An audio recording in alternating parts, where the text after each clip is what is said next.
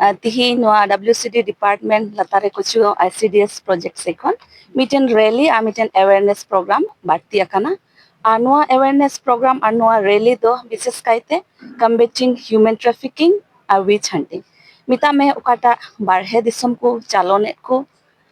नोआ ठई खन हर को और मिटन दो हुयुक कना ओकाटा आंधा पतियो सेबो मेन के डन ᱧᱩᱛᱩᱢ ते हर को गoj इचुकान ओकाटा निर्दोषी हर को गoj इचुकान तबे नोआ सरीगे नित अबुआ समाज रेबन नेल खान नित हो मिना गया नित हो हुयुक कना मेनखान निया जुग रे जुदी अबु आंधा पतियो ताहेन खान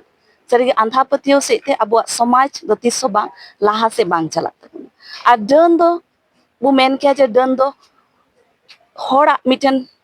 धारणा से ओकाटा आंधा पतियो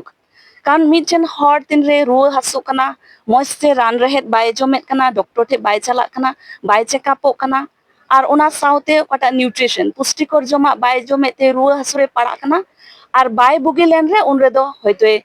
10 को सुरेन हर से डने जमे लिया से डन कारण ते नोंकाना हुयु कना मेनखान ओंडे दो आया ओकाटा जमा न्यूया ओकाटा मौजते बाय जमेत कान ओकाटा हरमो रे न्यूट्रिशन बाय ᱧᱟᱢᱮत कान डॉक्टर ठे बाय चलाक कान मौजते रान उचु ओना खातिर ते हुयु कना तबे नो नुकाना मिद बार अंधा पतियो नित हो अबुआ समाज रे अबुआ एरिया कोरे मिना खातिर ते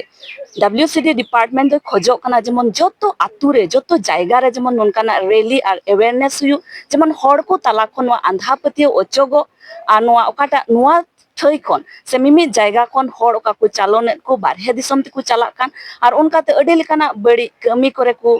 कमी उचुएत को से मुश्किल आर को पड़ा कान ओना खन जेमन मिमित को संतोरो से ओना को जेमन बुन